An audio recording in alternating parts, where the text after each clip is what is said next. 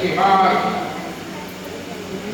अनवरत की बात पर रावण को विश्वास नहीं हुआ तो सीधे ब्रह्मा के पास गया। रावण ने ब्रह्मा से कहा कि बदला निकालो, क्या करोगे? कहा मैं जानना चाहता हूँ मेरी मृत्यु किसके बाद होगी। ब्रह्मा जी ने कहा मोटी बदला निकालने की जरूरत नहीं है, वैसे ही मैं बता देता हूँ। रावण ने कहा बोलो मेरी मृत्यु किसके द्वारा होगी? ब्रह्मा ने कहा कौशल्या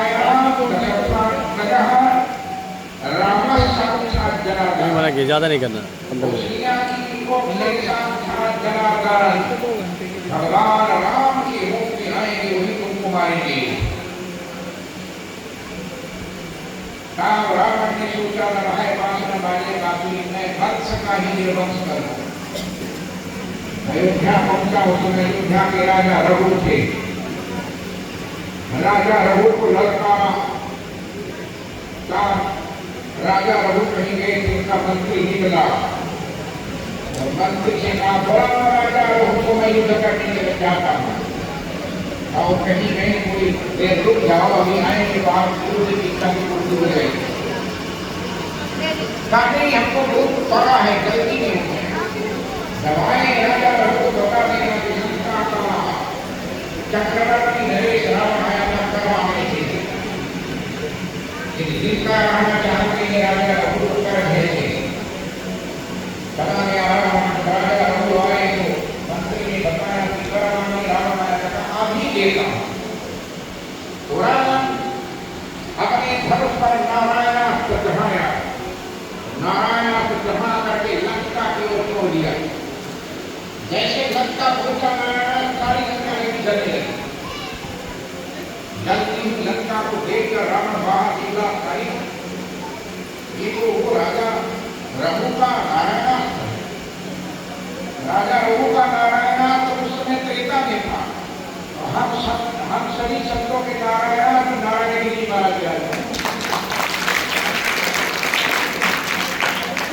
जो सारी लंका नगरी धूल होकर जलने लगी, तब रावण समझ गया तो राजा रघु का नारायणास्त्र।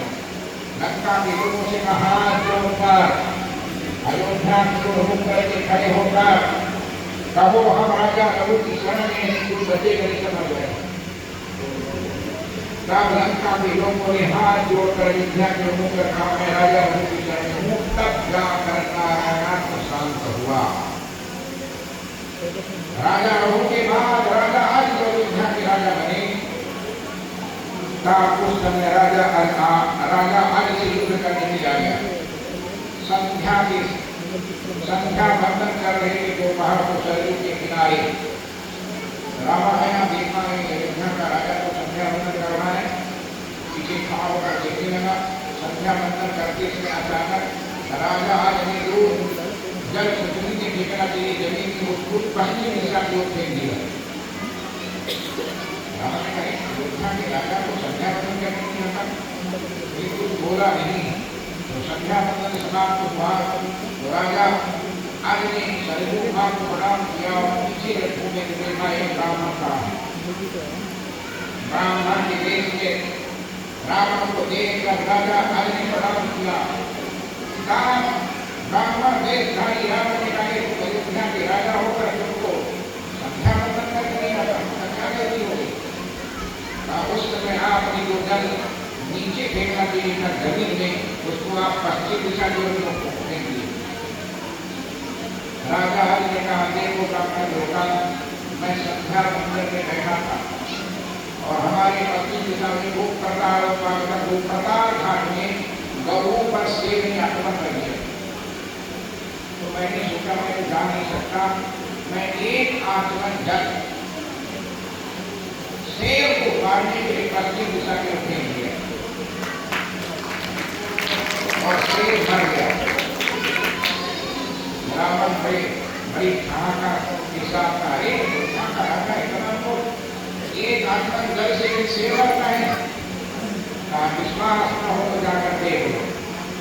वो जो रावण पश्चिम दिशा की ओर गया, वहां हजारों गौ के विचार नहीं थी, गौ के बीच में शेर मरा पड़ा था। इस शेर के रोम रोम में बाण फंसे थे।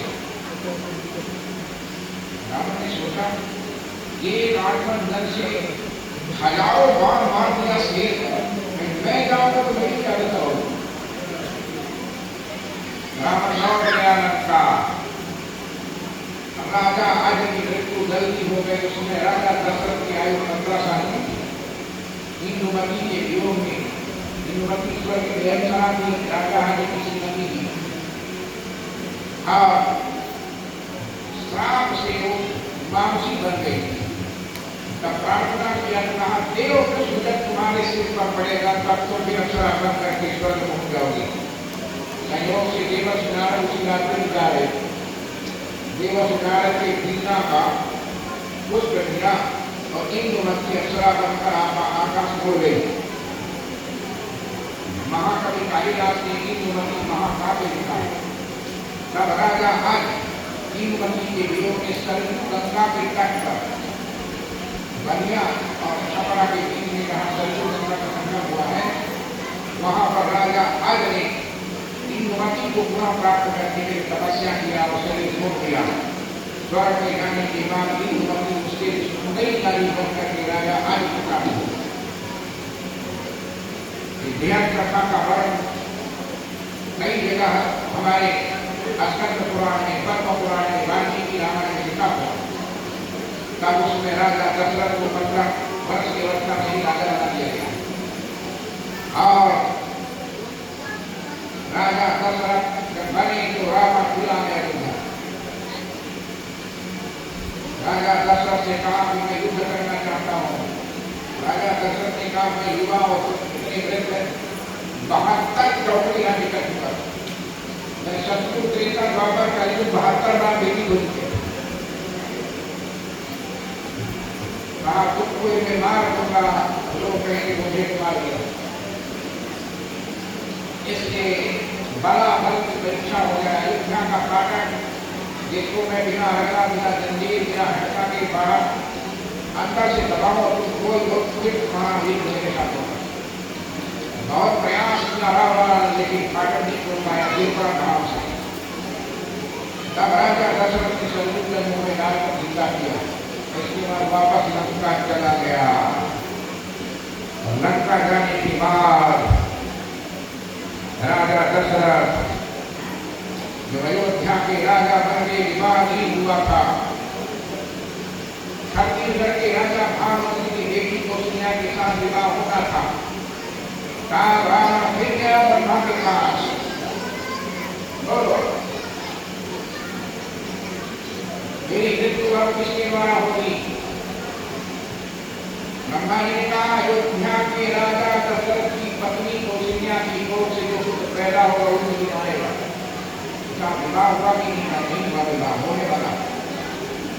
नारियल चला गया है और इसमें राजा दशरथ सरयू के तट पर संतु माँ का पूजन करने के लिए अपने अयोध्या वासियों के साथ गुरु वशिष्ठ को साथ में लेकर गए। अरे कहाँ भी कदम करता हूँ पहुंच गया। राजा दशरथ सरयू का पूजन करके सरयू विहार कर रहे थे नौका से। नौका में विहार करते देख रावण ने तूफान के द्वारा सरयू ने नौका को डुबो दिया। नौका डूब गई। सुमंत जी बैठे थे। तो डूब जाने के बाद समुद्र की फटी हुई नौका के एक ताकत को सीधा किया। उसमें बैठे सरयू से गंगा और गंगा से गंगा सागर पहुंचे।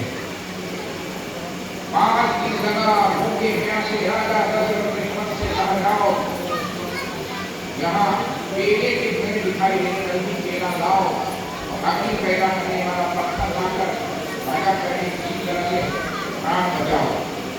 तो राजा दशरथ घर चले गए और रावण डुबोने के बाद राजा दशरथ को छत्तीसगढ़ गया। भानुमति की बेटी गिरिजा पूजन करने के लिए देवी के मंदिर में गई थी। वहीं से रावण उठा गया।